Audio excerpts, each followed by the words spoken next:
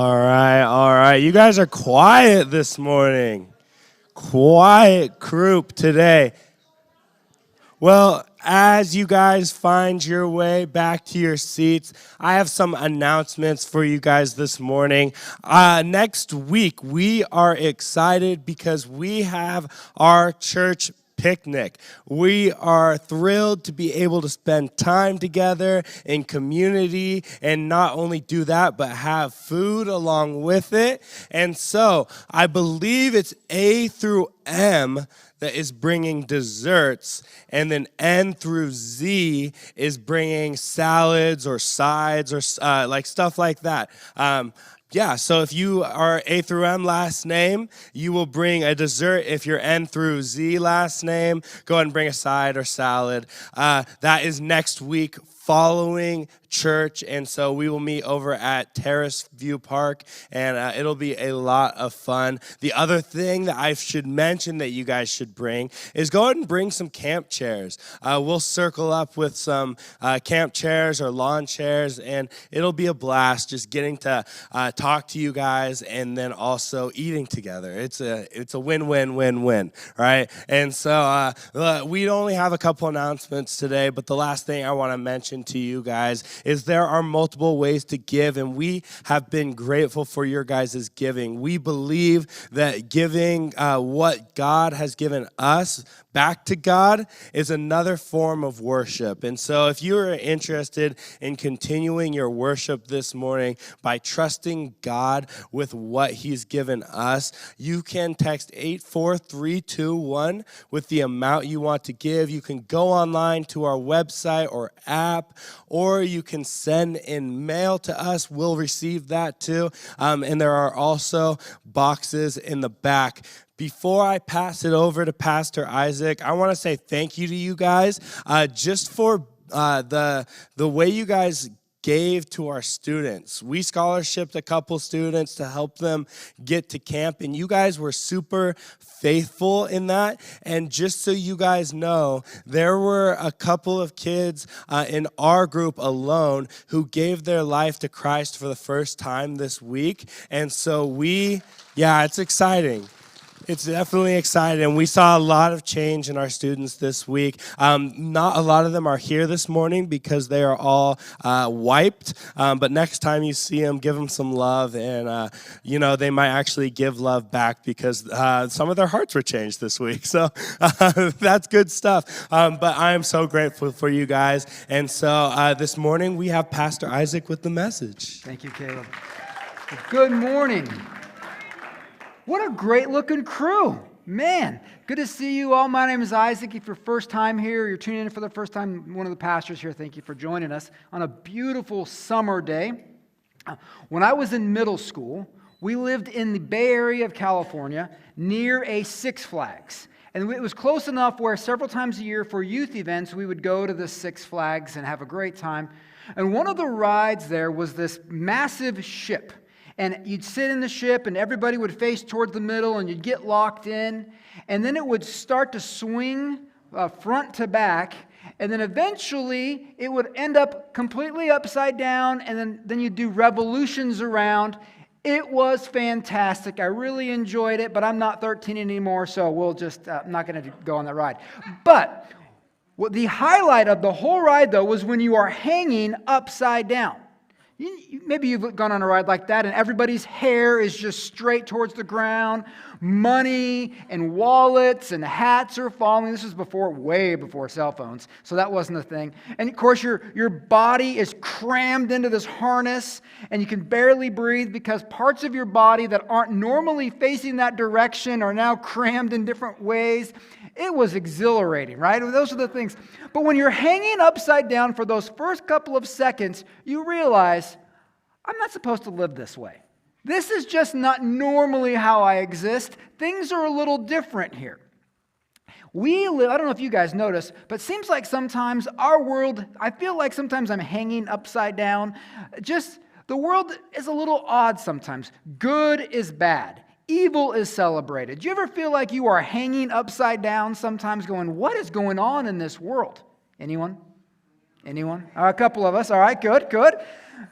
Today we're talking about our last sermon in the series called Roller Coaster, and it's called the Upside Down Kingdom.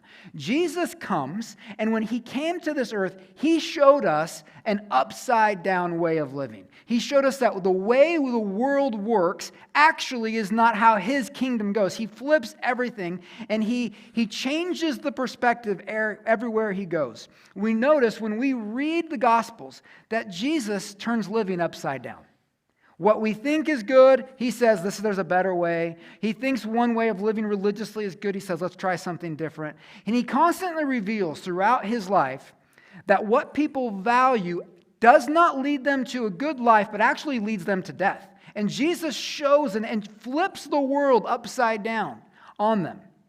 There's this great story that I want to tell you about where he does this, but I need to set the situation up a little bit.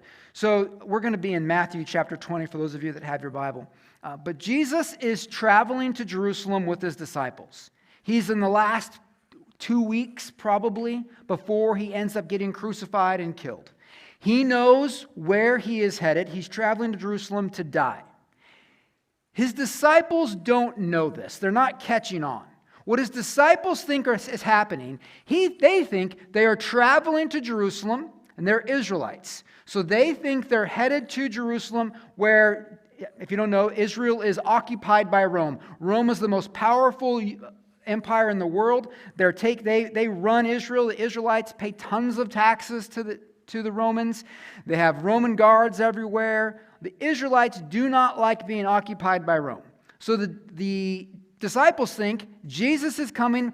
He's going to go to Jerusalem. He's going to take over Jerusalem from the Romans.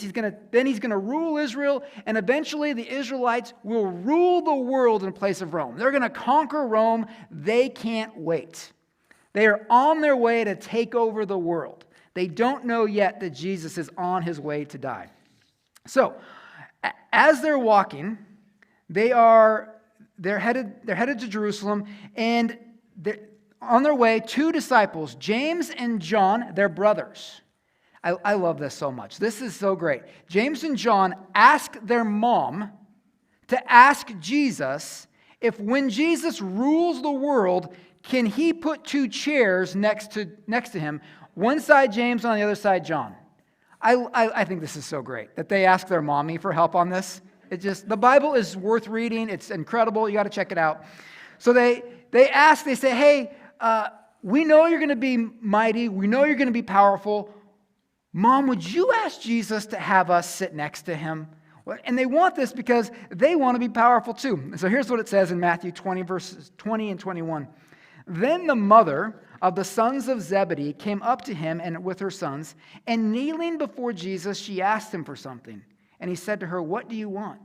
And she said to him, say that these 2 sons of mine are to sit, one at your right hand and one at your left hand in your kingdom. That's great. I love that. And Jesus responds to them. He says, you don't know what you're asking. What you're asking, you're not sure yet what's going on. And I'm not the one responsible for that. I don't get a vote on who's going to sit next to me. And this is an allusion to the cross that's coming up in just a couple of weeks. And Jesus is saying there's going to be 2 other guys that are going to be in that place. It's not going to be you 2. God already has it lined up. He says, you don't know what it is. But Jesus, the reason they respond this way is they think they're headed towards success and strength and might and power. And Jesus says, that's not where we're headed. You don't know what you're asking. And then he says that the person sitting next to him is not for his to determine. And then he says this, or then the disciples say this in verse 24. And when the other 10 disciples, heard it, they were indignant at the 2 brothers. Again, I just love this. And this verse kind of makes me laugh, but I don't laugh at the disciples. I laugh because I recognize something in me that is in them. I laugh going, yeah, I'd be a little mad too. But the reason that they're mad is because they think, they beat me to the punch. They asked Jesus before I wanted to. I've been waiting this whole trip to ask Jesus if I can be the person in power, and these 2 guys had their mom do it. Very clever. Smart move, pulling the mom card. That never hurts. And so they're kind of jealous. And so I recognize in me something of them as they ask for a place of prominence, a place of power. What we see in these 13 individuals, the 12 disciples and the mom, something very characteristic of our society today, and certainly was something indicative in the world then. And that is the goal is power, success, prestige, comfort, wealth, influence, right? They're wanting to sit on the throne and have people serve them. They're thinking Jesus is in control. I'll sit next to him. He's going to have all these attendants there waiting on him. They'll bring him whatever food he wants. I'll probably get some food. We'll go on these incredible vacations. I'll get whatever clothes I want. I'll have the best chariots available. I want to be next to Jesus in power. And there's something in us that says, yeah, I actually could use air conditioning and a nice car and good food and a nice vacation. I want that ability. We want those comforts. And we see those people who have access to that. We see that person's successful. That person is that the boss is the one who runs the company. They're successful. And we see that power and success are ideas what we look for of how can we have freedom to do whatever we want. That's the world that we think success and power is. And the disciples are thinking the same thing. They're thinking they will no longer serve Rome. Rome will serve them. They can't wait for these moments. And this idea of greatness and success is really important for us to look at. What do we think success and greatness is in our life today? What does that look like? Success, we often think, is measured by winning. Did we beat somebody? My kids play these video games that I don't understand at all. They have these video games that are very different than the video games I used to play. Now they play these games where I say, well, are you winning? And they look at me, what do you mean winning? We're just building things. There's no winning. I said, did you conquer the game yet? There's no conquering this game. I don't understand that at all. When I played video games, your job was to beat and crush and mock whoever you were playing against. Or the computer game. You would play for hours and hours until you conquered the game, and then you'd ask your mom for a new one. And you knew when the game, you knew you lost because all of a sudden the screen pops up with game over. You go, I lost. I got to try again, and you keep playing. That's the idea of success. Did I win or did I lose? And that's how we kind of grow up. The person on top of the organizational chart, the person who has the nicest house in the neighborhood, who drives the nicest cars, those are the people who are successful. So we kind of know whether I'm successful or not. Can I do what I want? Do people respect me? Am I well regarded? Have I received accolades and accomplishments? Am I great? You kind of know. You walk into a room and you go, okay, I'm the greatest one here, or oh man, I got some real problems. I'm not so great in this room. You kind of know where we fit into a room. That's how we measure success today. So we look at businesses. Are businesses successful? Amazon and Starbucks, or can the local shops like Ladder or the Gardens Coffee or Peter's Hardware, can little places be successful? What about a church? Are we having a great church? We have great dynamic worship, or do we have an incredible, charismatic, anointed speaker, articulate, obviously not me, I'm fumbling over my words this morning, articulate speaker? Do we have, or is it the people who make up the church, who make it go? What makes a great church? Or what makes a successful life? Do we have everything we want? Or a successful marriage? How do we determine these things? Well, the whole point of James and John's request and their mom's request was so that they could walk into the kingdom and know they were in charge. That people would bring them everything they wanted, that they were served, that they would be brought anything that was on their mind, they would make sure was served to them. That's what success was. Jesus says, though, that this is not what greatness is. Look what he says in Matthew 20, 25 through 28. So Jesus hears the question, he calls them all together, and he says, Jesus called them and said, you know that the rulers of the Gentiles lord it over them, and their great ones exercise authority over them. It shall not be so among you, but whoever would be great among you must be your servant, and whoever would be first among you must be your slave. Even as the Son of Man came not to be served, but to serve, and to give his life as a ransom for many.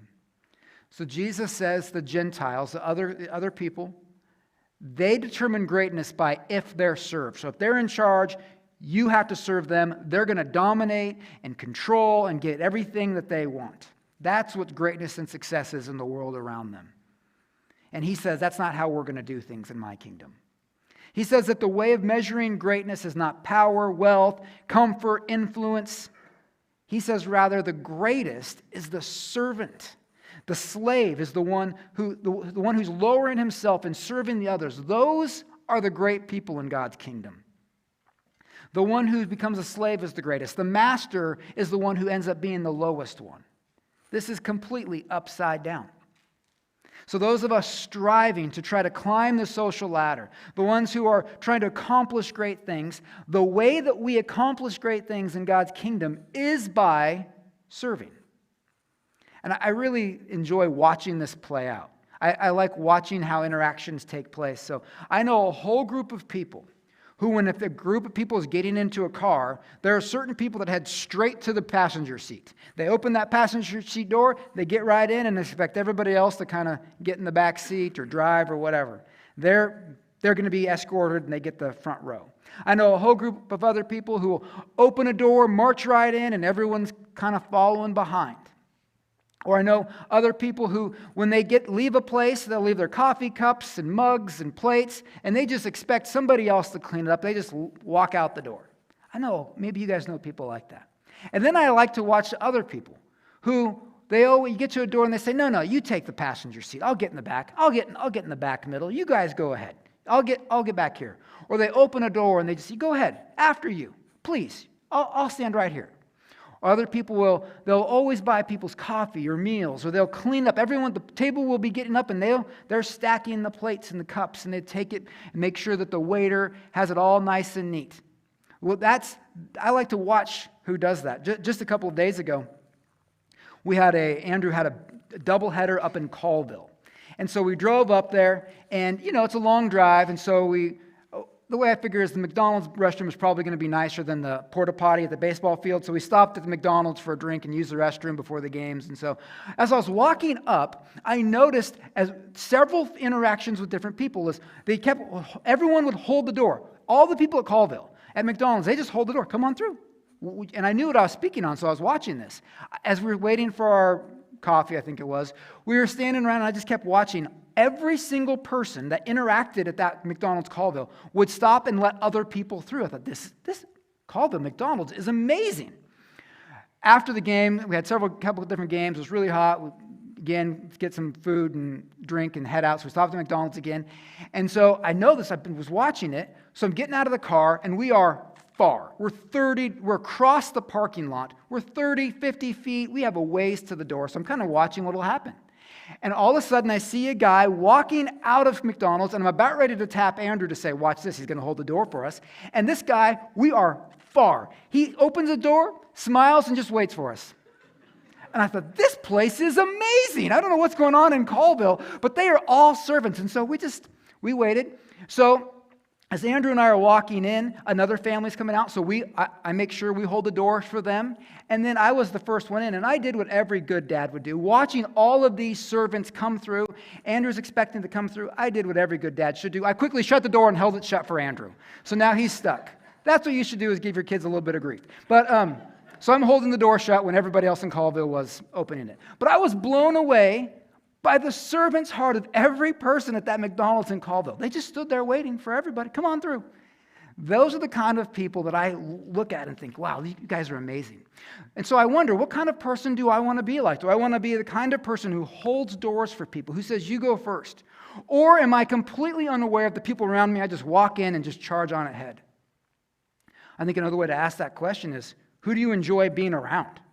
Would you rather be around the person who's never holding doors, just marches through, dominates the whole conversation, is only concerned about themselves, never takes care of their own dishes, always talks about themselves? Would you rather be around that person or the person who says, hey, tell me about your day? How are you today? Let me get that door. Can I carry that in for you? What's going on in your life? What kind of person would you rather be around? What kind of person reflects the kind of character of Jesus?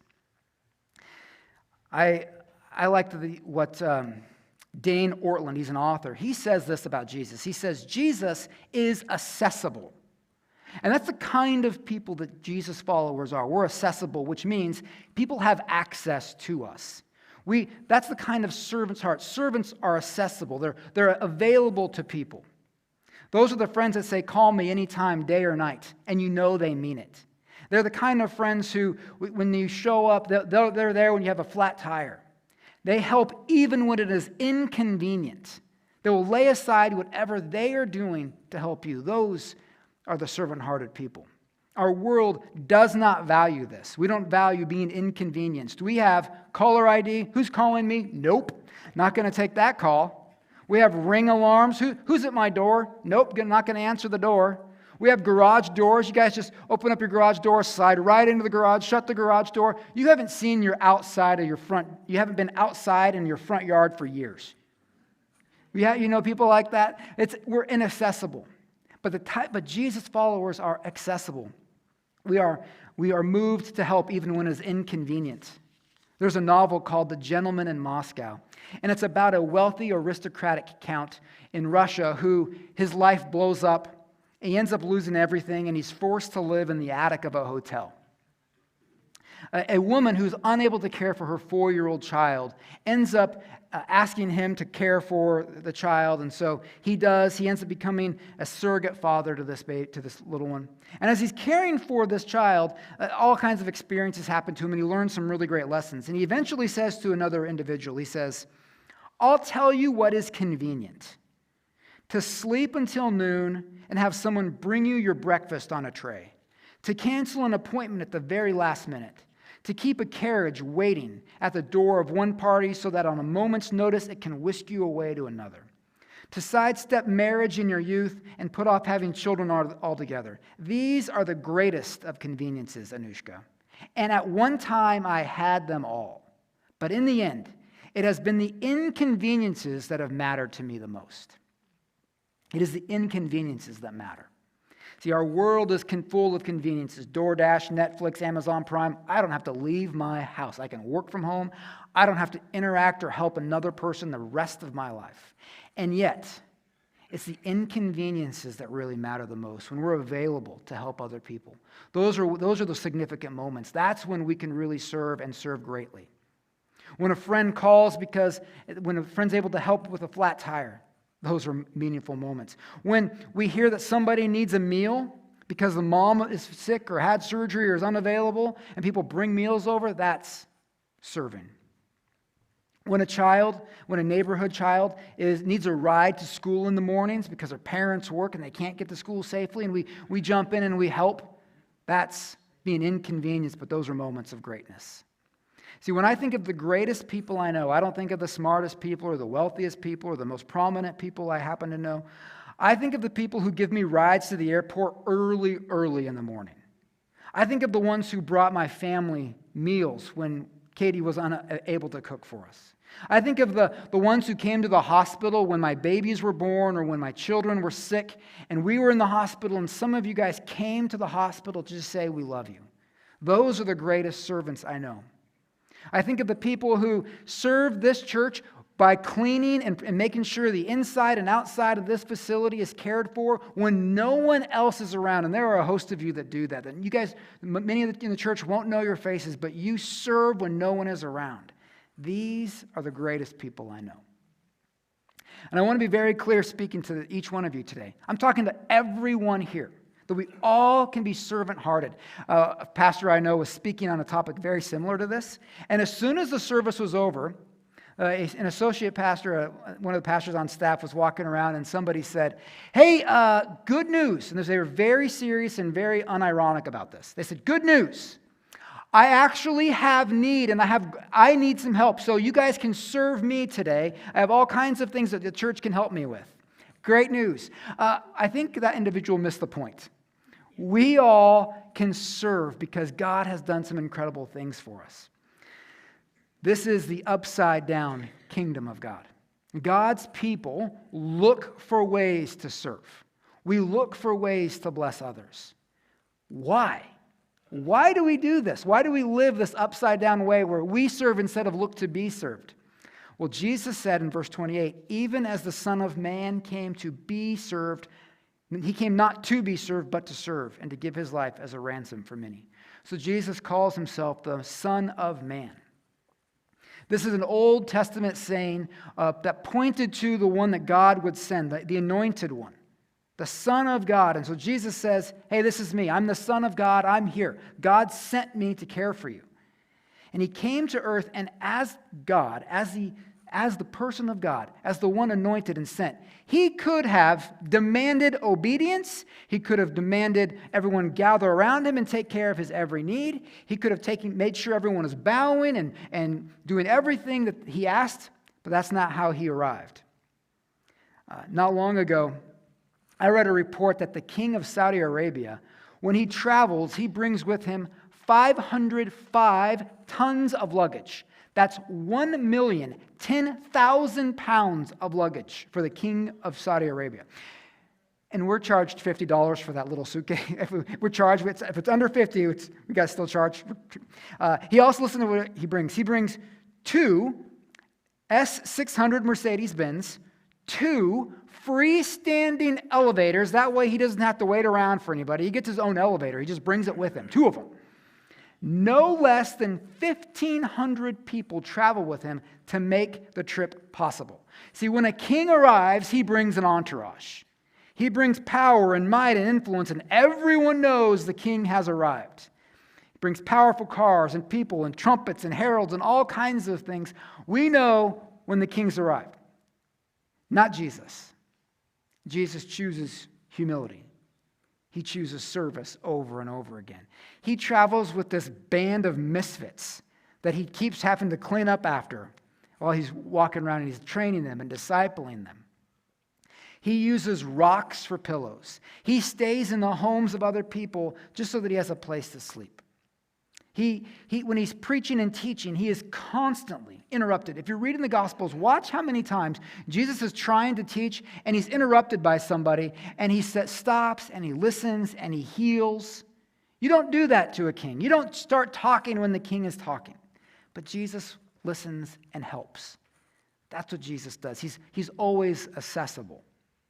And in his last hours, he's hours away from being arrested, beaten, crucified, and put to death. And in his last hours, he's gathered at a meal with his disciples. And he could have been focused. I would have been saying, just leave me alone. I need a couple of minutes. I got a lot going on in my mind. You guys don't know what's coming, but I need you guys to just hang tight. What Jesus does in his last couple of hours, they're in the room, and this part of the society is whoever is the slave or the servant, they wash the disciples' feet. They wash each other's feet. Or whoever the lowest person in the room is. Whoever is the lowest on the societal chart, that person grabs the towel and basin and starts to clean their feet. And here's what Jesus does. Jesus looks around the room, he grabs the basin, he grabs the towel, and he goes to the disciples. And he, the Son of God, the Messiah, he begins to wash the feet. He's the servant of all. Now, when I was in college, we had one time a group of teenagers who were finishing up their confirmation class at their church come to our college as a part of the process, and we then had to wash their feet. And I've never understood while they're going through the process and I have to wash their feet, but that's what happened. So I had to wash a bunch of stinky teenage boys' shoes. And when I say stinky, I'm not joking. I can still smell, if I think about it, the aroma of when I took off those tennis shoes and peeled back those socks. It was in the middle. It was late at night. These boys had clearly had their shoes and socks on all day. It was a very memorable, potent image in my mind and nostrils. And I remember grabbing those towels and washing their feet. There is nothing more humbling than washing stinky teenage boys' feet. And here's Jesus, the Son of God, washing these disciples' feet. Who knows? It was a different world. There weren't socks and shoes, and there was dirt and all kinds of animal stuff on the ground that they would have had to go through. And here's Jesus washing their feet. This is the servant of all. This is who Jesus is. Truly remarkable what Jesus did. And there's an author named Richard Foster, and he says this: the spiritual authority of Jesus is an authority not found in a position or a title, but in a towel. Greatness is found in that towel. So God came to serve his creation. And this is wild to me. This is not how greatness is normally expressed. Not only did Jesus serve, but he also gave his life for his people. He died in place of his people. And this is the greatest act of service. And he said that he was going to give his life as a ransom for many. So the idea of that ransom was if there was a servant or a slave, the way that most people got into that servanthood is because they owed a debt to somebody.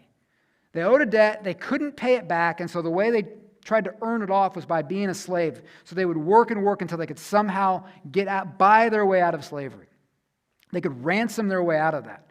And so Jesus, we're told here that Jesus came in and he bought people out of their servanthood by his death. He gave his life so that we could be set free. He paid our debt for us. So we often, and I hear this so often, I hear, oh, Jesus died for my sins and came to set us free. You know, after a certain amount of times, you kind of just miss it. Do you ever just take those words for granted that Jesus died for us, he set us free, we have hope and eternal life, and we go, oh yeah, anyway, we can take that idea for granted. The idea that I can be set free from my sin and shame, I just totally blow past it. And isn't that what happens to servants? You don't even notice they're there. You notice when the waiter isn't there because he hasn't been there for a while. You say, you know, I sure could use my refill of fries. Where is that guy? That's when you notice. And Jesus reminds me of the great servant because sometimes I just take him for granted. I take what he did for me. I just don't even think about it or I just blow past it. I don't want to do that this morning. God's incredible act of service, the single greatest act in human history in all of the world, Jesus gave by going to that cross and by getting us out of death and sin and shame. And we have hope because he served us. We have eternal life. We have the forgiveness of sins because Jesus took care of that for us. So why do we serve? And why is it great? Because that's what Jesus did for us. In God's upside-down kingdom, we notice that we think is great is not really what we think matters in life. Jesus didn't overtake the Roman authorities like his disciples expected. He didn't overtake them by force and dominance. Instead, he overtook something greater than Rome, death and sin. And he did that by dying. So surrender leads to death, leads to freedom. Isn't that crazy? We wouldn't expect that. Surrender leads to freedom. Death in God's world leads to life. Service leads to greatness. This is the upside-down kingdom of God. But since he created the place, I wonder if we aren't the ones currently living upside down. And he's coming back to earth saying, you guys have it all goofed up. Let me get this corrected for you. And I wonder if this is why sometimes I just feel so out of sorts. You ever feel like, I mentioned at the start, why do I feel so messed up in this world? All the things are crazy. It's because we've been living upside down our whole lives. And Jesus is saying there's another way. There's another way. It's through surrender. It's through surrendering your life. It's through trusting him with your life. It's through serving. And that leads to greatness. I notice that there's the humility of Jesus as he serves. You notice how humble he is? Humility is such a key component to following Jesus. And serving, when we serve, it really kind of brings to light humility. Let me give you an example. As a teenager, I went to church here, I was in the youth group, and we would meet in the center. Well, when I was in youth group, my job was to set up for Wednesday night service. This building did not exist. It was not here. Right about where I'm standing was a sweet beach volleyball pit. It was awesome. And this building didn't exist. And so we'd have to set up in the center. I'd take out the tables. I'd set up chairs. We had this PVC pipe and all these banners and drums and all kinds of stuff. And I'd get it all set up. And I would literally pray. This is embarrassing, but I'm going to tell you anyway. I would literally pray as I'm bringing on all these chairs. Oh, God, please help somebody see how I'm serving here. Please help somebody walk in while I'm carrying all these chairs. You guys ever done that where you think, oh, man, look at how hard I'm serving. Anybody notice? Anybody notice how hard I'm working here? Well, what happens is I started to wonder, why do I care so much that people notice me serving? Who am I serving for? And so when we serve, we start to notice, why do I feel this way? Why do I want people to look at me while I'm serving? Or maybe you're not like that. Maybe you think, I actually don't want to serve at all. I'm being asked, and I don't really want to be bothered. That's not what I do. I don't take out the trash. I don't do the dishes. Nope. Well, why? Why aren't you willing to serve that way? Maybe there's some kind of pride. Well, maybe you're serving. Have you ever been serving and doing something and all of a sudden you're trying to help and all of a sudden somebody you can't stand comes by and you go, oh, I'm going to have to ask this person if I can help them because that's my job right now. I really don't want to. This person's such a jerk to me and now I'm being the servant here. You have to go, what's going on? Why? What is going on? So serving really brings to light these areas that God says, oh man, I've been waiting for an opportunity to talk to you about this. And so that's what happens when we serve. And we agree to serve because God served us. And so when we're serving, we're given an opportunity to be more like Jesus. And in those moments, he's able to say, look at this. Let me help you see some areas where we're a little off. It's these moments of serving that shape us into people that look more and more like Jesus, who are become more and more accessible, who become more and more loving and kind and thoughtful of the people around us. And in order to do that, it takes practice. We have to practice at serving. You don't just start serving because of love, because we don't just instantly change. You have to work through some of those things. That takes greatness, takes practice. And for some of us, we're invited this morning to begin practice serving. Sometimes we're going to be successful. Sometimes we're going to have bad attitudes. Sometimes we're going to say, hey, that wasn't too bad. But success is loving God and loving others, serving both. That's how we become servants. And so we're going to practice. So we want to find ways to worship God this week by serving. I know you're very excited about this. I can see by the look on your faces, you can't wait to find somebody who's been driving you crazy to do something nice for. I want you to look for an opportunity this week to serve somebody, to do something. Say yes to something you would not normally say yes to. Do something that you've noticed that situation needs to be resolved, and you keep thinking, well, they really need to get that picked up. They need to do that. And you're going to do that. You've noticed it. So you're going to serve them this week. You're going to pay attention to the world around you and find ways to hold doors for complete strangers with a smile on your face. You're going to let somebody else sit in the front seat. You are going to ask somebody how they're doing, and you're going to stop talking. I know, so that's revolutionary for some of you. Notice, though, when you do that, what happens? Watch the interaction. What's God speak to you in those moments? Because it's in those moments where you will begin to make the greatest impact. You'll find more meaning and more significance by serving others rather than being served. We're going to do this because God did this for us. He served us over and over again. He still does. And so we want to worship him by doing the same. So, when you want to say no to serving, ask why. What is God showing you about yourself in those moments? We want to be more and more like Jesus. And so we're going to try to serve him this week. So we serve a great God. I say that on a regular basis. One of the things people asked one time was, what do you think Isaac's phrase is? One of those things is we serve a great God. I use the word great a lot. And in this moment, the way we become great is by offering what we have to other people. Look for an opportunity this week to worship by serving. Let's pray.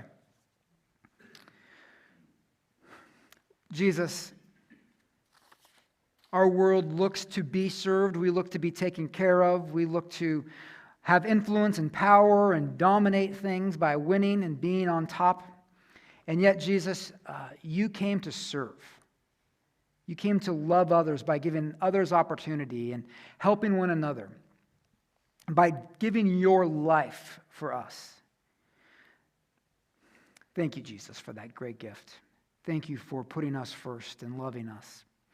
And Lord, as a way that we can worship you this week, help us find opportunities to serve you and serve others.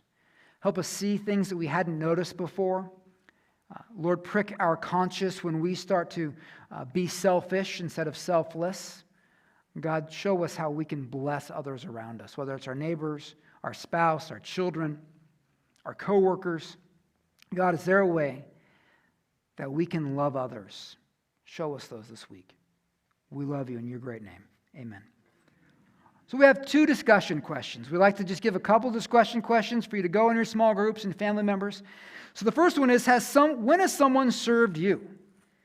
Tell us about a time when somebody did something nice. How did that make you feel? What happened? How do you feel about that person? The people who serve me, those people I love dearly. What about you? And then what are you going to do this week to serve another person? You've been served, I'm sure of it. What are you going to do for somebody else this week? And it helps if you vocalize that, especially to other people. If you're in a group, say, this is what I'm going to do. I'm going to take care of that. So when has someone served you? And what are you going to do this week to serve another person? In conclusion, we do like to give a blessing on our way out. We are a world that needs God's blessing. So let me give us the benediction as we go. The Lord bless you and keep you. The Lord make his face to shine upon you and be gracious to you. The Lord lift up his countenance upon you and give you peace. Intersection, go in peace. Have a great summer day.